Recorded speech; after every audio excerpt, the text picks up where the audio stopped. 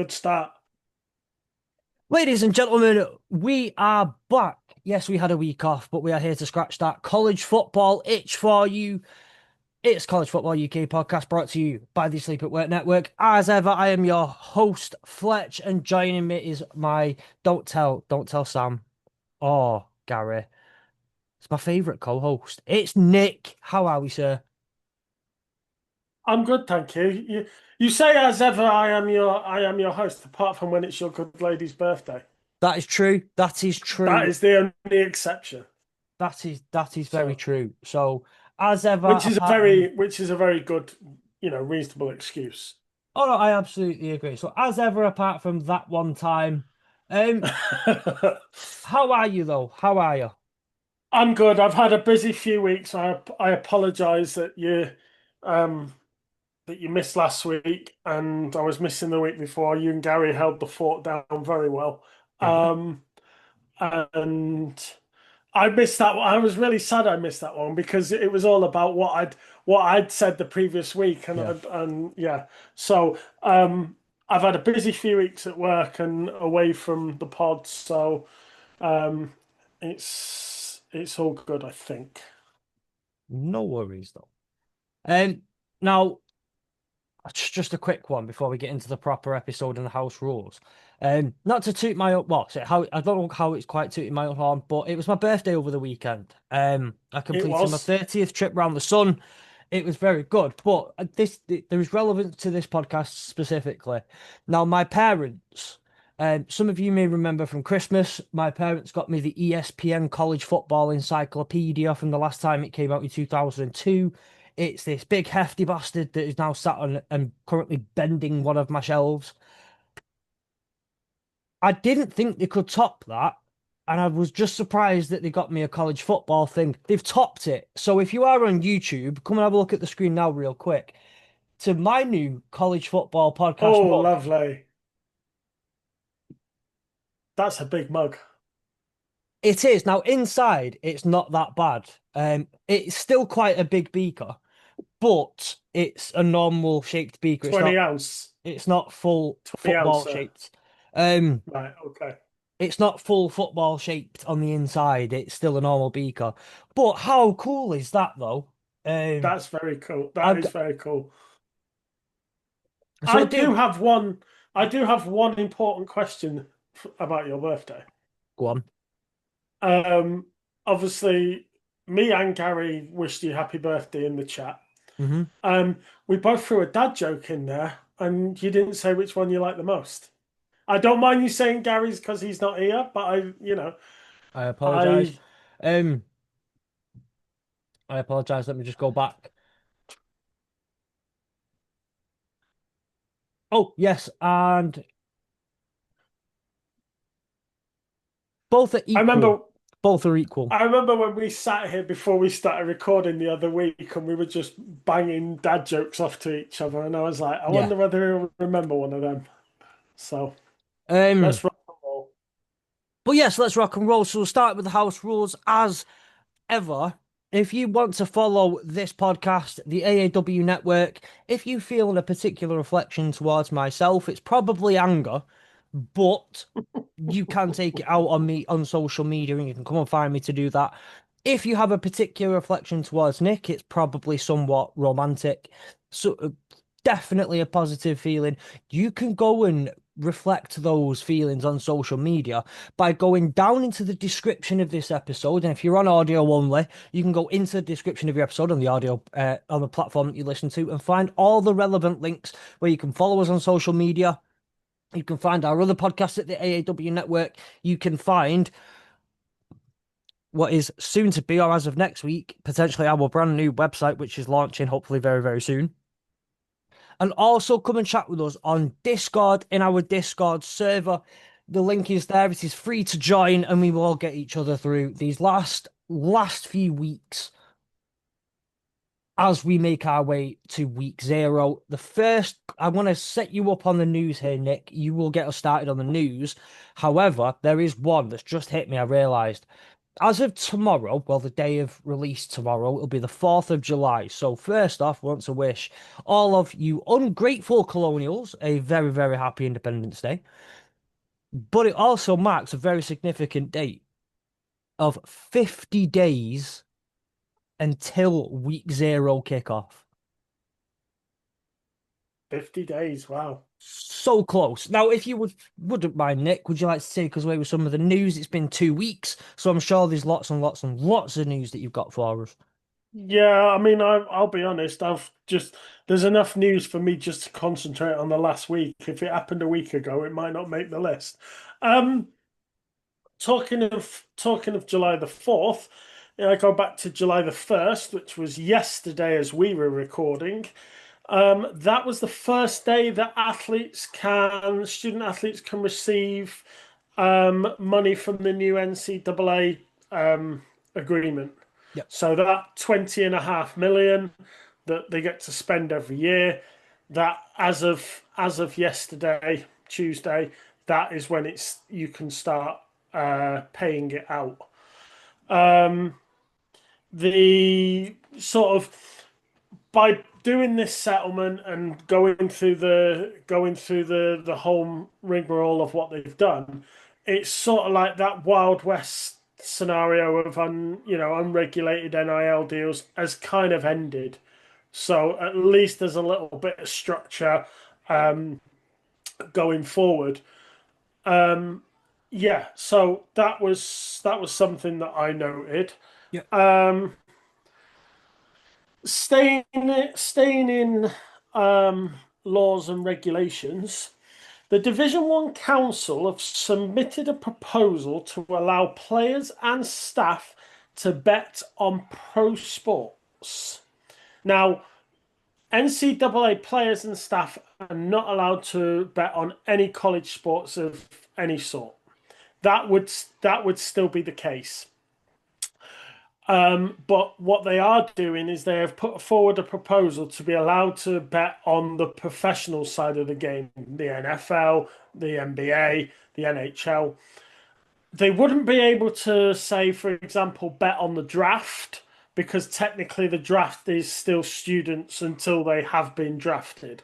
Yep. So it requires the Division Two teams and lower teams to approve it as well. But the Division One Council have put forward that proposal to the NCAA. Right. Me personally, I think it's a slippery slope. You know, Yeah. where does it stop? Because I don't really like what the NFL have gone, and I'm just going to mention it once. The NFL have gone and they insisted, no, we're not getting involved in betting. We're not going to get involved by climb in bed with all the betting companies for all the money, and now that it's the betting companies are giving feedback to the NFL on whether players are betting on the side, and I think it's a real big slippery slope. So me personally, if I was the NCAA, I'd shut that down and say no. But Yeah. that's something that's come forward. Well, one of the issues that they tend to have with some of the pro sports and some of the betting in the NFL is just like, even if it's not on your team, if you've got a friend of yours who you were both DBs at the Steelers, one of you gets traded to, say, the Dolphins in a really crazy weird trade that happens, just plucking obviously a completely unknown random thing out of thin air there. Um, but that friend of yours, if you know that they're gonna be starting as CB1, every week they're gonna be CB1 throughout the season. There are bets that you can make with that knowledge. Um, and but I'd also say like one of the and I, to an extent, I get it. And I'm not trying to do the whole players shouldn't be allowed to bet, or I'm not taking a particular view on either side. But I do understand where that comes from in terms of where insider knowledge can come from. But if you've just been drafted, so if you are in the third year of your college career and your best mate from college has just been drafted to the NFL, you can make bets based on like, is X person going to get how many yards will this person get in a well, if you know that they're going to be the starting running back for the team that they're playing for, just say a Boise State third year. Whoever's going to be the running back for Boise State this year, I can't remember his name off the top of my head. But he knows Ashton Genty. He'll have continued conversations with Ashton Genty. I know we all know that Ashton Genty is going to start as the uh, Raiders running back, but it is a careful. You've got to be careful with things like that Yeah. can be done. When Gary was on a few weeks ago, we spoke about the fact that there had unfortunately been a sexual assault case levied against BYU quarterback Jake Yeah. Ratzloff. That has been dismissed. No charges to answer. However, Jake himself plans to transfer from BYU as he faces a 7-game suspension for violating the school's honor code. That's something we spoke about, or certainly Gary spoke about when we Yes. talked about it a few weeks ago. So that's on the horizon. Whether a team this late in the summer still needs a quarterback or feels that Jake can improve their quarterback room, it looks like he's going to try and transfer out. Yeah. Transferring into the Pac 12, or the Pac 8, if you like. Um, Texas State have officially joined the Pac 12. The Texas State Board authorized the $5 million payout that they had to pay the Sun Belt to get Hmm. out. And as of 2026, they will be part of the um, Pac-12. You, Now, I was having a look how much the Pac-12 has changed, how it's evolved. In 1996, its members were Arizona, Arizona State, California, Oregon, Oregon State, Southern California, Stanford, UCLA, Washington, and Washington State. By 2024, their members were Oregon State and Washington State. yeah. And then they've done really well to boost that numbers back up. And as of 2026, Texas State will join Boise State, Colorado State, Fresno State, Gonzaga, Oregon State, San Diego State, Utah State, and Washington State to be sponsored by Allstate Yes. Hopefully. Or State Farm. or State Um, Farm. Yes. one thing to remember there as well, though, is like for football, it's an 8-team conference. Gonzaga are basketball only Yeah. going in there. So, but it's interesting. It's one of the really interesting things about talking to Spencer McLaughlin the other week was because he said that Oregon were in there from 1920s. He grew Yeah. up with the Pac-12, and that was his conference that his team was in, and now they're in the Big Ten. And how all that has changed and how crazy that is. So I did say at the start of this, I've got some pieces of news. You've now ticked two of mine off for me there. Thank you. No worries. What else have we got? Um, Oh, that Go was it. on, Sorry, mate. sorry. There was one of the really interesting things about the Texas State one, so sorry, was they waited until what felt like almost the last minute to submit to pay the money and pay the fee to get out of um Sunbelt. So I think it was if they'd have waited till the 1st of July, if they'd waited till Tuesday, it'd have cost them 10 million, or they'd have had to wait another year. Whereas getting it done on the 30th of June meant they only paid the 5 million to get out and Yeah. just in time. Um, I don't know whether have you got have you seen this lawsuit from against Michigan? Yes. That's right. Okay. I don't know. You probably know more than me. All I was gonna voice is that Jim Harbaugh has been added Yeah. to the lawsuit because him and a former coach Matt Weiss have supposedly been hacking into computer accounts of college athletes across the country looking for Yeah. intimate or damaging photos. Really? I mean, Yeah. So it was co-offensive coordinator Matt Weiss it was. who was, which is an interesting title for one, but that's not the important part of all of this. He had hacked into over, I think it was 3,000 student portal accounts, and not all of them were football either. It was a variety of different people. He could have been looking for some genuinely nefarious things. It could, there's no, it could have been totally innocent. I'm aware there's none of that in this. Um, he could have had the best of intentions throughout the whole, no, none of that.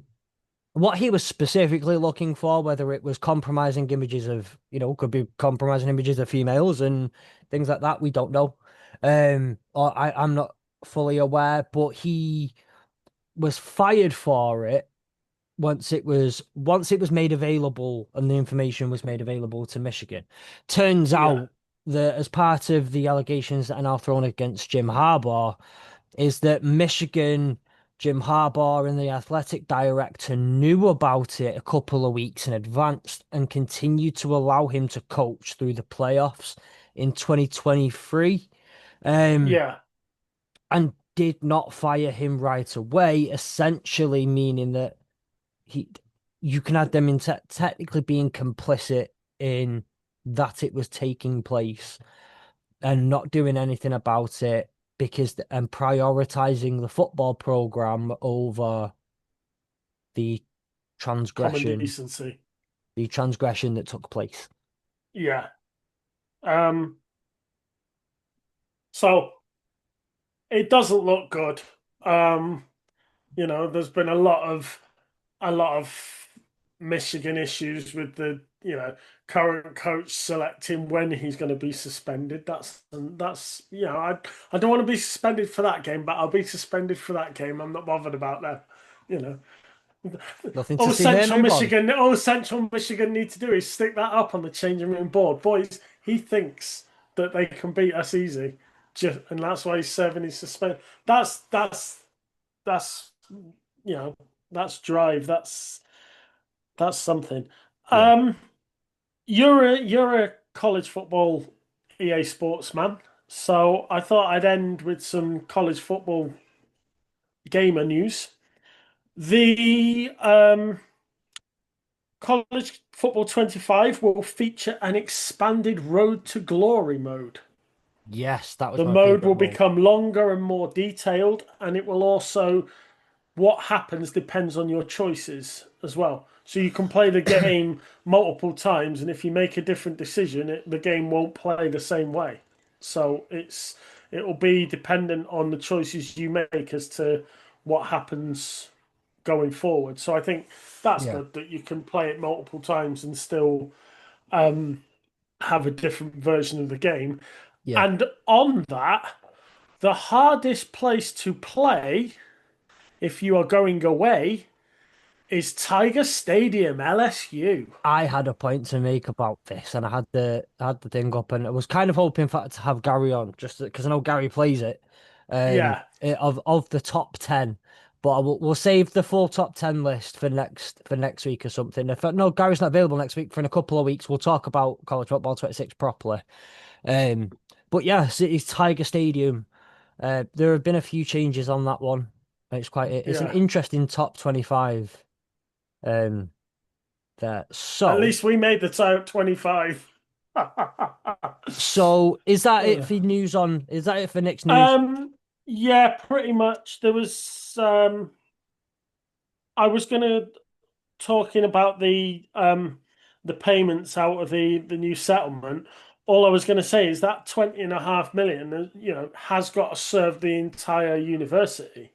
So if you're a school that plays both basketball and football, then let's say, I don't know, let's say you proportion 75% to football, which is about 15 million, Hmm. and another 15% to men's basketball, and another 5% to women's basketball. That only leaves you 5% for the entire rest of the university sports program, which is about 1 million and a bit. Whereas if you're somebody like Duke, who are a big, heavy basketball school, obviously you're going to probably pay more money to say.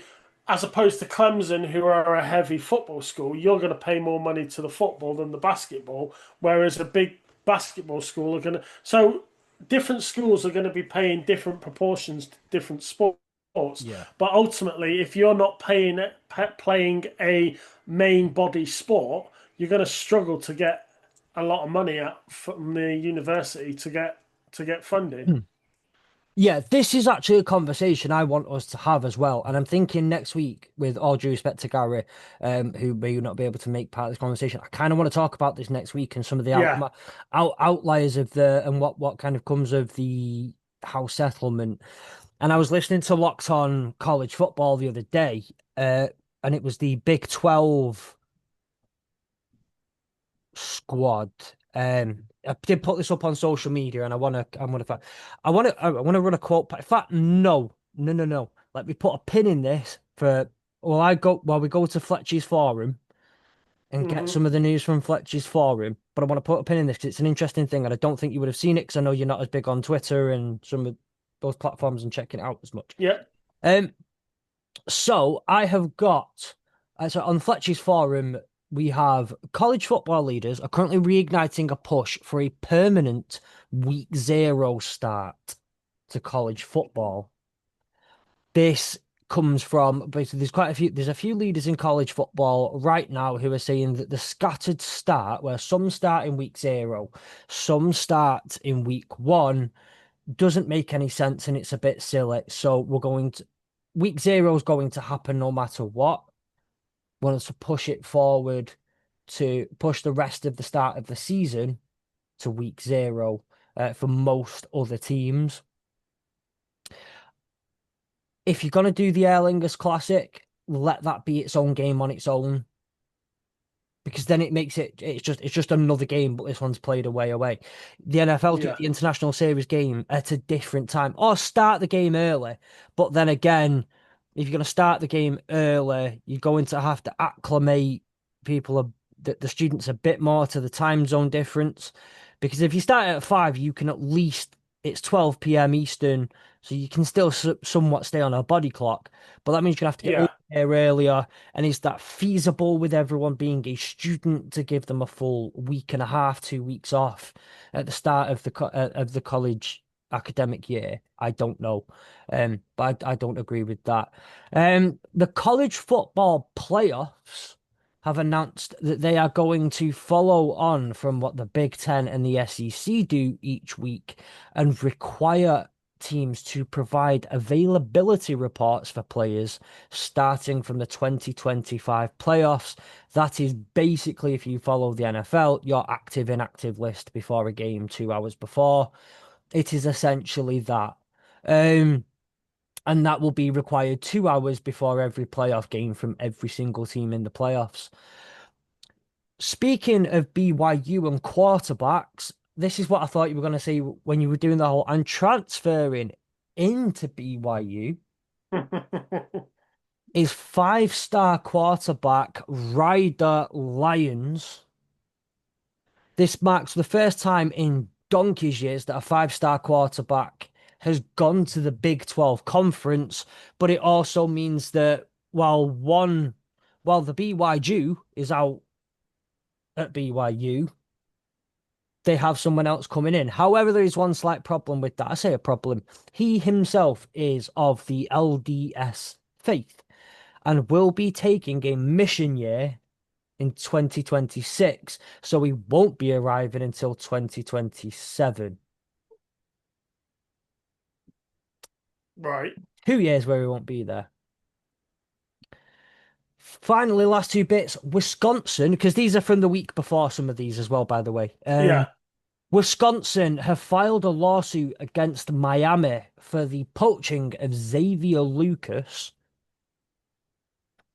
And finally, a judge has ruled that Reggie Bush must pay Lloyd Lake $1.4 million in a defamation case. The details of which I'm not 100% sure, but Reggie Bush is paying out a lot of money to a guy called Lloyd Lake. Mm. There you go. So, the pin in it that I wanted to pulling that pin out now because I remembered. I was listening to Locked On College Football, so I had about a week where my AirPods weren't working properly, and I had a bit of a stressful week last week with lots of different things going on in kind of my personal life. Didn't have much chance to just sit there and listen to podcasts. So I was a bit behind. Yeah, So on Monday, got into work, AirPods in, was listening all day to catching up on a load of episodes, and I got to the Locked On Big 12 Squad, which is a weekly episode where multiple because if each team, multiple of the Locked On Big 12 hosts get together and do like a round table type thing. yeah, But 6 minutes in, after a really good conversation about the house settlement, which is again something part of that conversation I want to bring up next week because it was an excellent conversation by them. Um, a gentleman by the name of Cody, who is the host of Locked On Oklahoma State, hmm, made a comment that I think you're going to find really, really interesting. all right, okay, Now, without giving too much away to the context of the conversation, because again, I want to have that conversation next week, they were talking about splitting revenue for different sports and why should what is often considered Olympic sports, so your track and field, yeah, and yeah, sports that would naturally be more played at the Olympics or that are a bit more global, why they are important, and it's to get the global reach of fans of the sport. And you look at you yeah, watch the Olympics and you see like 8 out of the 10 swimmers in a competing for 10 different countries went to Texas or went to Oklahoma or went to USC to do swimming.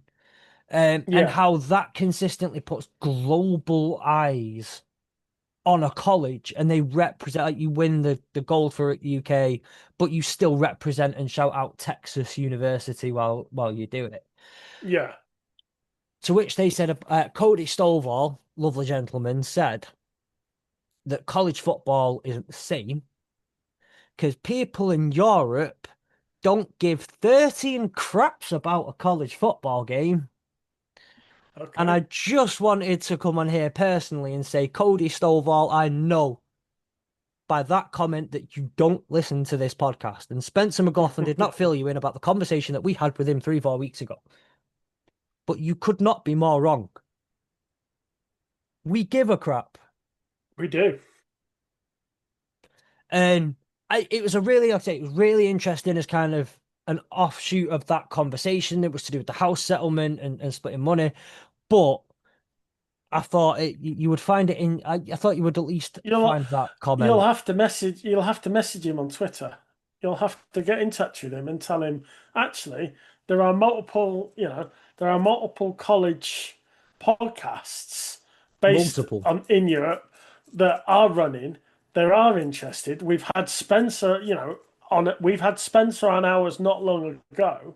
I think you're very wrong. And why don't you come on ours? That's something that Yeah. you'll have to do. But while you were talking about funding there, I mean, it's different. It's different over there compared to over here because, like, we have lottery funding. So all our Olympic sports, track and field, the gymnastics and everything, they all get lottery funding that allow these clubs and sports to get enough money to produce those Olympic athletes. Whereas the schools, universities over there, they have to provide that funding themselves, and ultimately, if it wasn't for the NCAA and the funding that they provide those sports, I don't think you'd have as many gold, silver, and bronze medalists in the Olympics at that point anyway. Yeah. But you also get the pride. You were talking about how multiple people go and they're yelling for their college and what have you. You know that proceeds right into adulthood. You look at somebody like Ricky Fowler, who Ricky Fowler on a Sunday will always wear orange. Whether he's playing in the Open, whether he's playing in the Masters, no matter where Ricky Fowler is playing his golf on a Sunday, he always wears orange, and that's to for his college. I think he went to a Florida school, um, but he wears orange as sort of like a homage to his university. You know, Jordan Spieth again, and I know it's golf, but he's another one that's, he has a emblem on his bag, on his golf bag, a stitched emblem in his golf bag of his college emblem. So, a lot of those sports guys that make it to the pros, especially in those lower league sports, that's not right. The lower followed sports, if you like, not well funded ones, they really do carry their college with pride. So the funding that this new settlement has provided, you know, has re they've really got to be careful about how they spread it out. Um, so just to follow, he went to Oklahoma State. There you go. Um, but apparently it was not originally intentional to All read right, here. okay. Um, but yeah, that was yeah. Okay. Anyway, listen, but it's an extremely fair point, and it's a really interesting conversation I think we can delve into. And hopefully we'll have Sam back next week to have that conversation as well. So today I wanted us to do the last part of our mini series because we missed out on doing it last week. Now we don't have an esteemed guest this week to do it with, but I want just to talk a little bit about the soul of college football. Now we've changed college football around, we've chopped it up, we've screwed with it. We have a whole complete new system, whole complete new governance, and all the different things are going on. And after 10 years, I don't know whether we're looking and saying that college football is better, worse, or the same.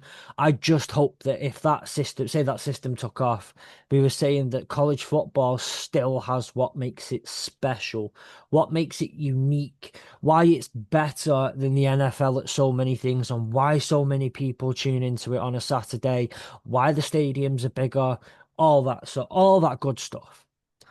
And I want to ask you just what are some of the things that we can do? And I think the way you've put the divisions and the conference together helps to answer this question, kind of in and up, helps to answer this question. But what are we doing to make sure that college football stays special once we've chopped and changed everything? I think when I when I looked at what I was doing, and we had this discussion about how once the draft had happened and my draft board went down and whatever else, I needed something else to focus on. And so then that was when I really started throwing myself into this because I knew it was on the horizon. And as I played with different ideas and I played with different models, ultimately you have to remember that nobody owns college football. Each comp that whether you're the SEC, whether you're the some, it doesn't matter what conference you are. You do not have a right to dictate what college football should be. Hmm. You are a participant.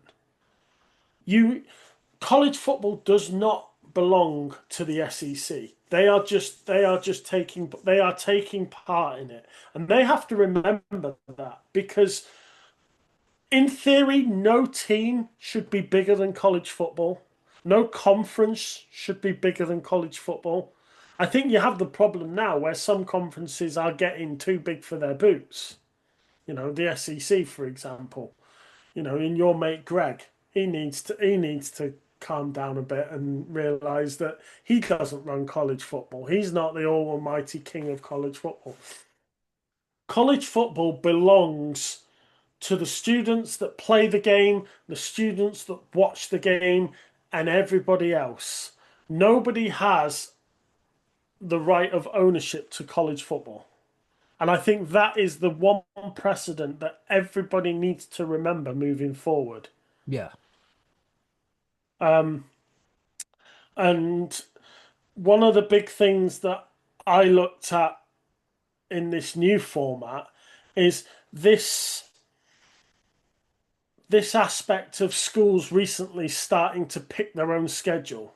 Yeah, you've got to have you've got to have your in conference games and what have you else, but oh, I need to find four games, so I'm going to pick four, you know, four opponents that I think I might be able to beat. Um, the system that I did gets rid of that. You don't pick who you play. You play Yeah. your in division. You play your division rival. You play your division teams, four at home, four away, and who else you play depends on where you finish. There's no, oh, I want to play them because that's an easy win and that gets me another win on the totem pole. You know that the the schedule. I think the schedule improves because teams aren't picking their own schedule. And then, like I said, I think by breaking up the conferences, especially the SEC, and trying to split everybody up and trying to have everybody all over everywhere, you know, it means that nobody is the powerhouse. Nobody Yeah. has a hold or a grip that they can use to affect the game in a way that benefits them against other people. Yeah. No, I think that's an incredibly fair point. And having having those abilities to, taking away those abilities to do all that kind of stuff is gonna go a long, long way to keeping that. But another thing I'd say with it that I kind of want to throw out there would be the thing that I like most about the way that these divisions are structured is they're Yeah, hyper local.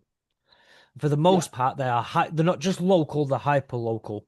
So it's not a Big Ten where you're going and playing as part of your conference schedule, which should be a Midwest schedule. You're flying out to California, like to LA. You're flying out to Washington. You're flying out to wherever. That's no longer part of your conference, and you're not messing about with it. You're not yeah, going from Georgia to South Carolina. You're not going from Florida deep in the depths of hearts of Florida or even Miami, all the way over to Stanford or Syracuse. You're not doing that. What it will allow for, and again, we're keeping that soul is yes, you will still hopefully get and maybe still keep a lot of those week 12, the hate week games, the week 14 hate week games. A lot of yeah, those can continue even if they're out of conference. We'll make sure that they happen. I think that should because they're the games that you yeah, even if they're not in the same conference, Michigan, Ohio State has to happen every year. It just has to. Notre Dame, USC, for USC being bitches at the moment, that has to yeah, happen every year. That's a staple of college football. But those hyper-local games that boost the local economy because it's two Michigan-based teams, two Georgia-based teams, two Indiana-based teams, two yeah, Nebraska-based teams, like those hyper-local games mean more revenue in state. Those local rivalries just go back to meaning that bit more. Yes, Michigan might turn up and drub Central Michigan, or not now with all this extra juice that they've got for Sharoma. Eastern Michigan, they might turn up and drub Eastern Michigan every year. That might be the case. And when your little brother turns up Michigan State, you might drub them every year, but that happens anyway. It's a bit like when City were crap and United were good, and then it reversed, and it's just one of them beating the other one up all the time. Well, it's like TJ. It's like TJ Watt said. You know, nine times out of ten, Derek and JJ would give TJ a beating when they were little. But there were those occasional times when TJ would get Yeah, her for, you know, and that's the thing. If you're the little one, so David versus Goliath, you do get to win one occasionally. But I mean, yes, there was that hyper local. There was that keeping the thing close. I mean, one of the reasons that I stated the other week was, taking that aspect of, certainly our football, where you get away fans, going to, you get more away fans at a game and whatever else. But the other thing was, when you look at the way that we talk about this 20.5 million, and you talk about money coming in and costs, you can't tell me that playing hyper locally, or playing locally, whether you are Eastern Michigan, whether you are Central Michigan or Michigan, you know, if you are traveling to away games that are local, your travel costs are going to be a lot lower than if you've got you know, schlep it all the way out to Oregon. And yeah. so it benefits everybody by being local, because then your travel costs are lower, and therefore the schools save money. So that's more money that you've got to put towards something else, or you can improve the training facilities because you're not paying as much money in travel costs. These are the sort of things that I was trying to sort of put into put into a theory as well. Yeah, I'm trying to get up a map of Michigan teams, I've got one but here. like just the Michigan teams, Oh, right. or just the teams that are. Oh, here we are. I've got who Yeah, would I've got be one. in this conference, right? Eastern Michigan, or what? Half an hour. Why won't you let me in? Um, Eastern Michigan is right below Michigan. Central For Michigan those is an people watching on YouTube,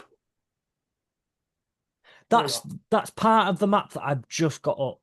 So Yeah, I think, but I've just got it focused on the Michigan, yeah. No, I've Wisconsin got an bit. A3 copy. Go on. Um, how close they are in distance, right? Yeah, You think of the money that'll also save the colleges yeah. in travel every week. You That's what I can said. run, Yeah, yeah. So you've obviously you've got all that in there as well. So, but I think that goes a big way to saving that soul of college football, yeah, into making sure that those games that matter, the game, they may not feel like East Michigan State versus Western Michigan might not feel like it matters a lot right now, or NIU Northwestern might not feel like it matters a hell of a lot right now. It might take a while for Bowling Green, Ohio State to become a game that matters. But having those hyperlocal games, having those ones where this team and that team, you get to have this over your mate next week, and all that sort of stuff really, really helps keep those things going. And there are some other things that I think are involved in college football that keep the soul, that keep the feeling. It starts with this. It starts with having this and keeping all this exciting and keeping all these different things. But they actually still lie within the colleges themselves and the fans of the college yeah, first. And it's things like, you look at some of those great traditions around the world of college football that we've grown to love over the last few years. And like the Virginia Tech and Enter Sandman, or yeah, just the little things like the Penn State wave to the local children's hospital. That yeah, sort of stuff is what makes college football different makes college football special, and what really brings the life and the soul of what it is, and what makes it, in many ways, some may disagree, better than the NFL. And at the end of the day, like, there's nothing that we can do. There's nothing that the governing body can do. You can't legislate that you have to play certain teams have to play Enter Sandman first. You can't legislate that at the end of every game or that at midway through the third quarter you have to play Mr. Brightside by the Killers. That's not legislation that you Yeah, bring into the game. But if you're putting at least something there that the fans are proud of and the fans can get behind, they will continue to make those electric atmospheres. The colleges still need to be putting on those, like, Michigan need to put out the lights and the bells and the whistles to play Toledo. yeah, And if you don't, and you're putting you can't get excited about that product, the fans won't get excited about that product. They aren't creating the atmosphere that you want to, and it just starts to tailspin. But it does start with, I think, the way you've put the conferences and how that's going yeah. to help keep some of that alive. And I think that's why, touching back on it, it's that bloody nose thing. If you turn up thinking that you've got this game won because and I realize we've been using them as an example, so I'll keep using them. You're the all-powerful Michigan. It doesn't matter where you're going. If you turn up thinking, you know what, boys, we've got this game won, it doesn't matter. You're gonna come unstuck. And Yeah. then you come unstuck somewhere, and you know, that might screw you up in the playoffs, and you might end up being away to Ohio State rather than being at home to you know whoever, and you've got nobody else to blame but yourselves. It's like we talked about it last season. Luckily the Irish went on a run of you know nine, 8, 9 get winning games on a run. Otherwise, they could have quite happily looked at that NIU game and gone, "We've got nobody to blame but ourselves, guys." You know, but they lost that game early enough that they had time to turn it around. And I Yeah. think it's those little bloody noses that you would get those every year. It's not like they'd never happen. You would get them every year, and then you get the fans going, "Oh, I think I can see an upset today. This could be the upset," and it brings in a whole new sort of angle to the game. Yeah. No, I completely agree with every single word that you're saying there, Nick. Completely agree with it. Finally got to get the map a bit bigger. It's yeah. Like, and again, but we translate that. You can translate that back to, say, our football, Yeah, and that's what. Yes, the game's changing and seems like it's moving away from it. But why does everyone love the FA Cup? because it's been a staple for 125 years or whatever. It's the oldest running club Yep. competition in The in the world. world. And David can beat Goliath.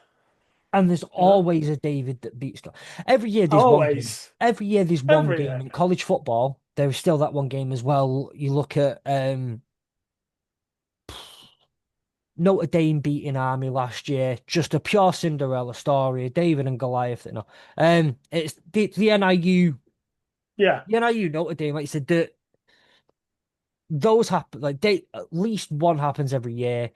A few happen every year. Again, look at Vandy, Alabama, yeah, or there was one other one. There was a week where there was like a load of David and Goliath ones, like a load of ranked teams got battered.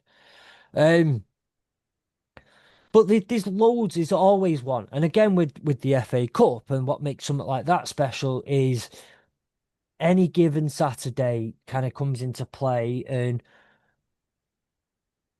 bloody West Merthyr Town somehow managed to beat Doncaster Rovers, which it doesn't sound like it, but when you know that they're like 6 divisions below and they've Yeah, had to go through 4 qualifying rounds just to make the first round of the FA Cup, and Doncaster Rovers are playing there, like those things can happen, and then there's a Crawley Town in round five, or there's a League One team that somehow has made it into the quarterfinals. Like, there's always something.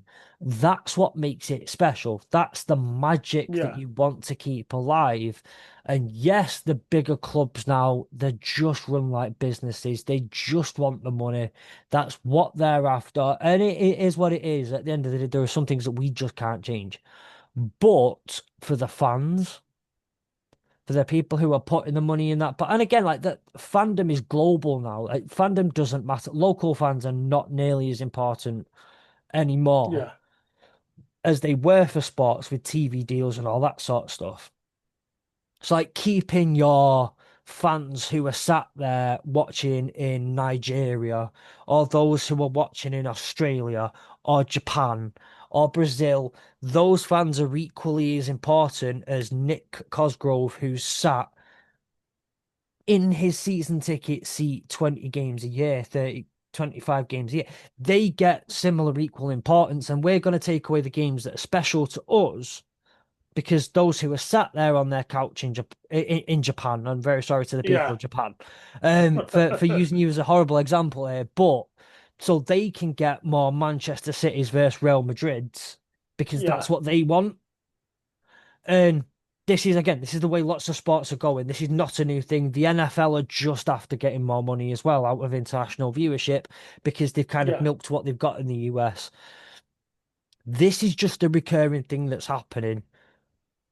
But having things like this is what, for us as purist fans, and yes, we're international fans, by the way, but also I think what I'd like to think has been well documented over the last few months, particularly, is that we like college football for the game that it is, not for the global phenomenon.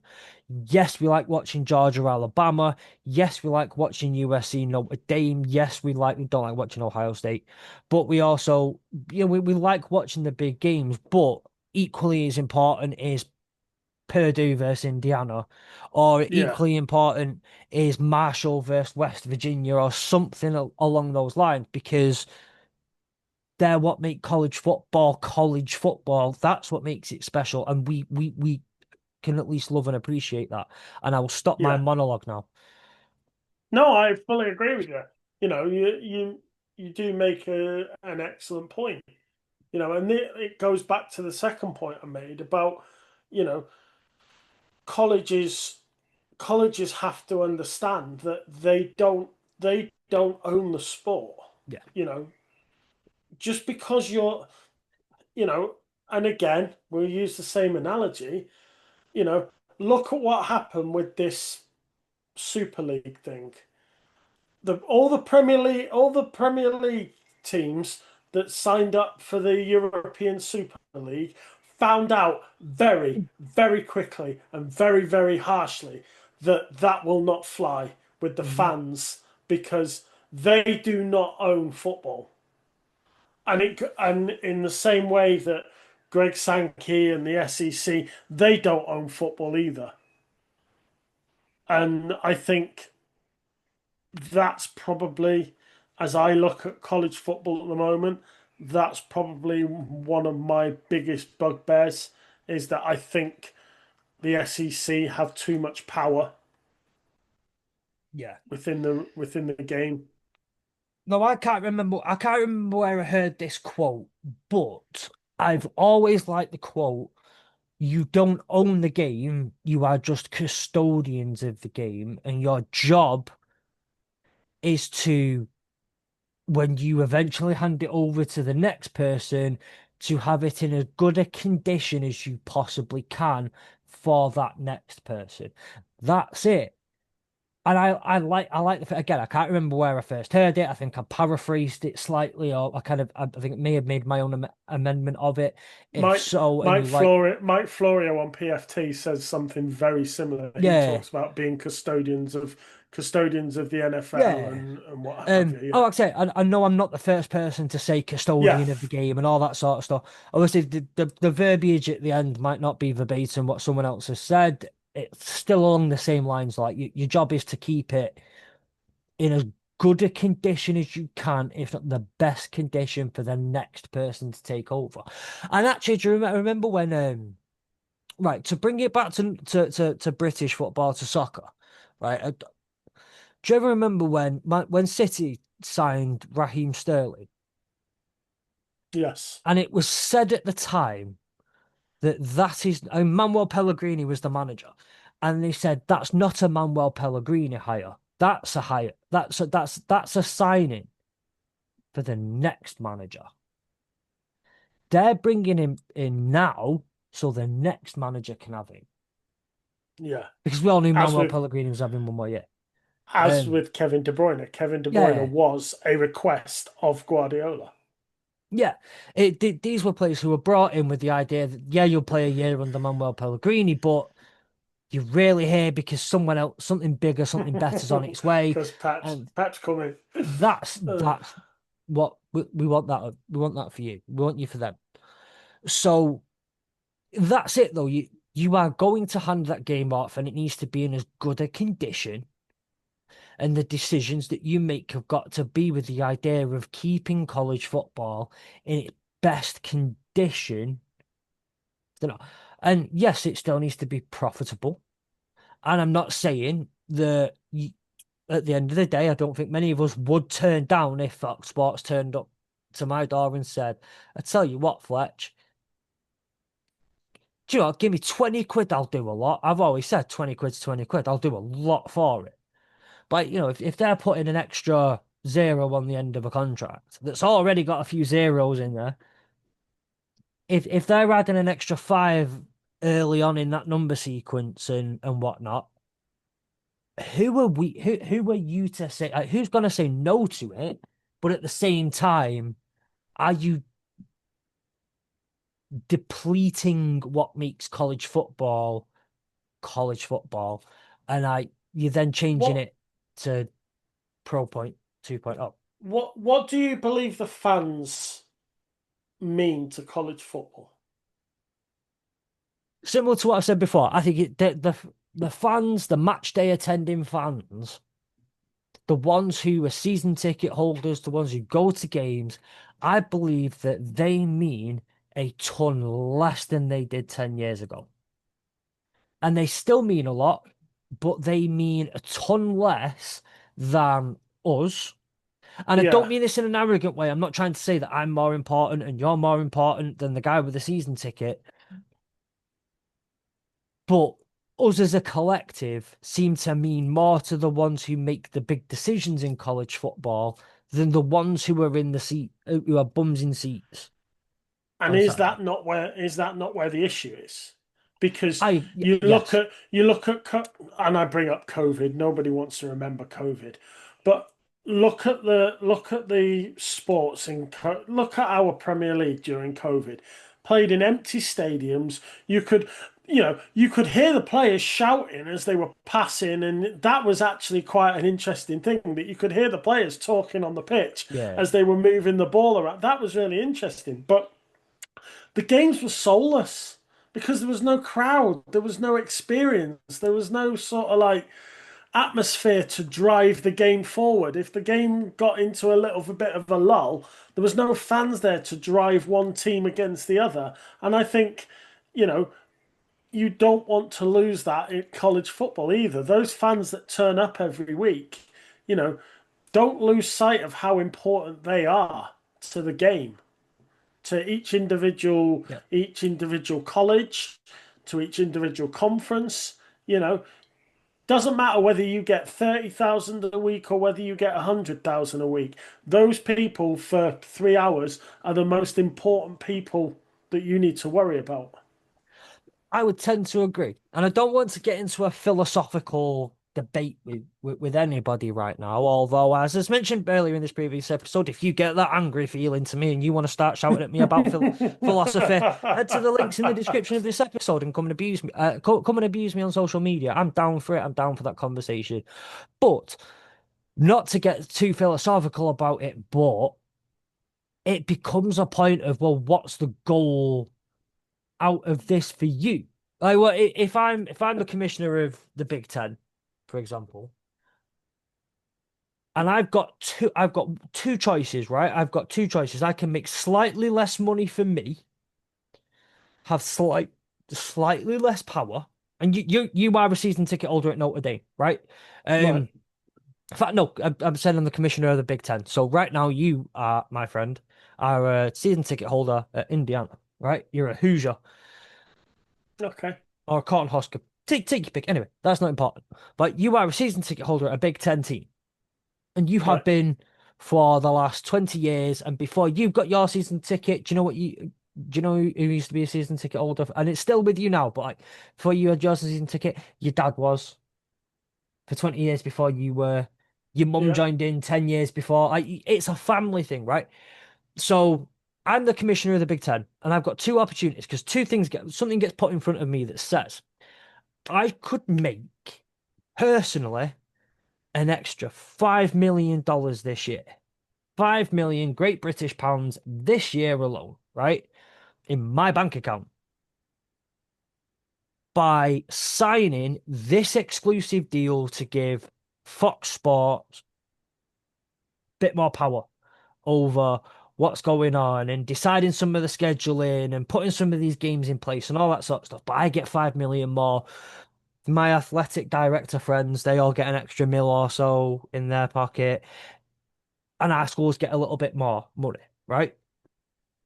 For NIL and all that sort of stuff. Now I could do that, or so I've got the option to accept and all that happens, or I could decline it and you get a nicer 3 hours, 5, 6, 7 times this year. You get 21 nicer hours of your year. You get to sleep a little bit better throughout the year, right? So what am I going to? Bob was going to put this way. What am I going to choose? Am I going to choose $5 million for me, $1 million for each of my mates, and a little bit more power that may see me get a bit later on? Or am I going to choose Nick's a little bit happier today? Yay! Oh, It's a straw manning of this. It's a very much a straw yeah. manning. It's very much a reduced version of it, and I know it's an oversimplification, but boil it down to that, and then you get into the philosophical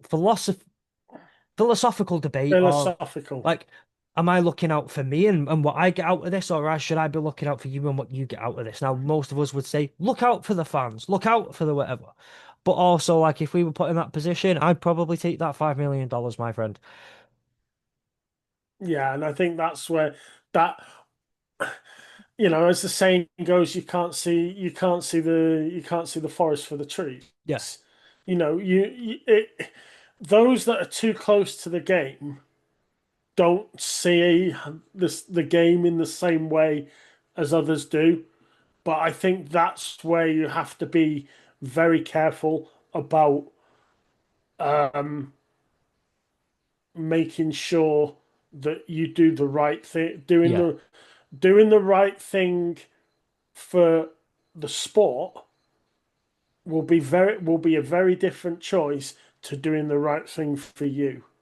And I think it doesn't matter who you are, it gets very hard to make that decision the closer you are to making that decision. yeah. So, like, no, and again, the last thing I know the thousands of people that listen to this every week are already going, Fletch, you bootlicker.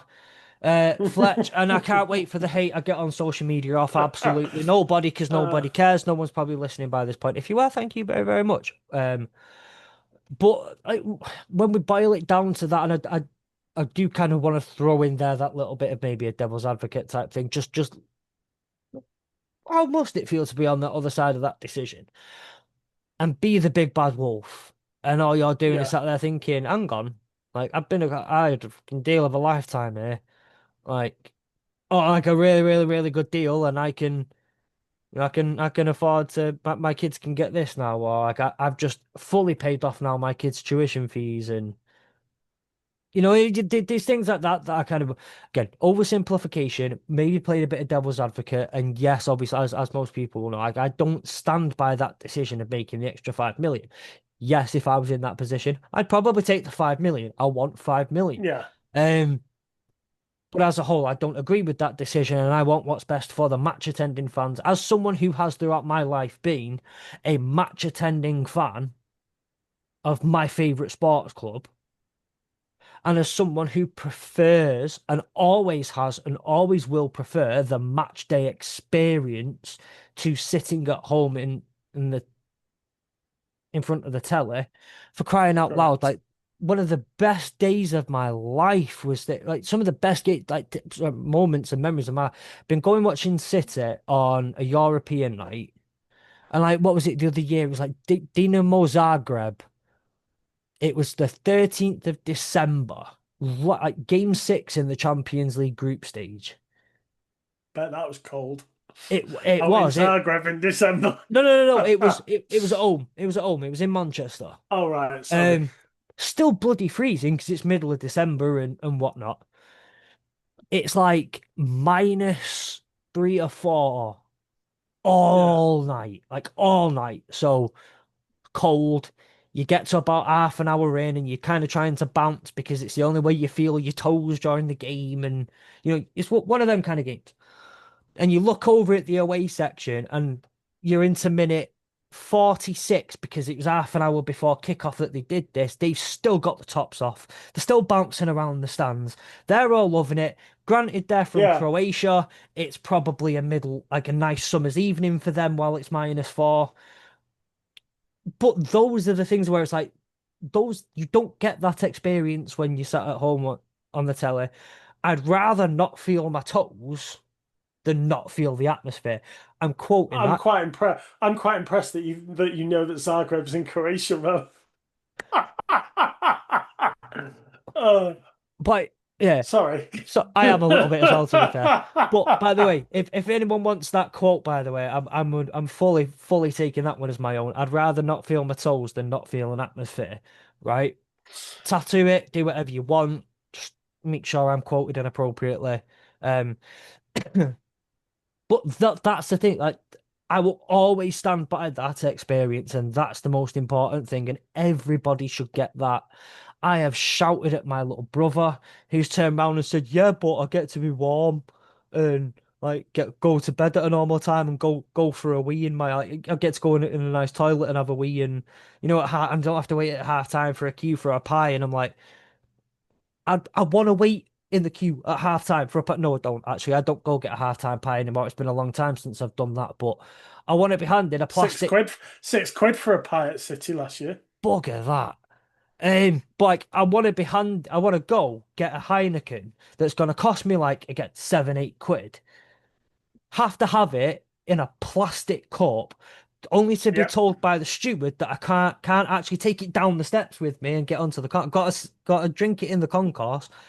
That experience is always better than a nice cold beer out the fridge whilst putting your feet up and listening to Darren Fletcher tell you what's going on, right?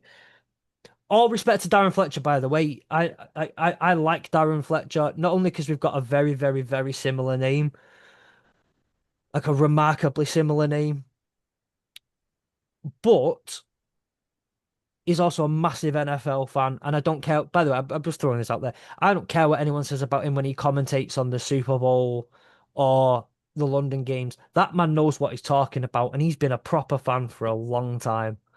I like him. Anyway, not the point. I still find that experience better for a match day, and that's what I would want to stand by, and that's what should be the priority every time. yeah, fully agree. And it's only because I know the Zagreb logo looks like, and I can see the red and white squares as like half of the circle bit, and that's the Croatia flag. Anyway, with that in mind, I'm conscious of the time. Now, my computer up in front of me here is showing a different time to my laptop in front of me here, and this is my laptop showing me like 10 minutes until you need to go. And now I should realize that's not the correct time. It's 5 minutes past when you need to go. So we will call it a day here. But Nick, it's been a fantastic, it's been lovely to spend this evening with you talking college football. And I missed it for the last couple of weeks. I really, really have. So Yeah, it's nice to be back, and we've got all the preview shows coming up for all the conferences. We've got a guest coming up in a few weeks, a returning returning guest, guest. He very, obviously wasn't put off with us last time. He's got agreed to come back. we have had to Um, promise that Gary won't be there this time though, in order for this one to happen. I'm joking. No, no.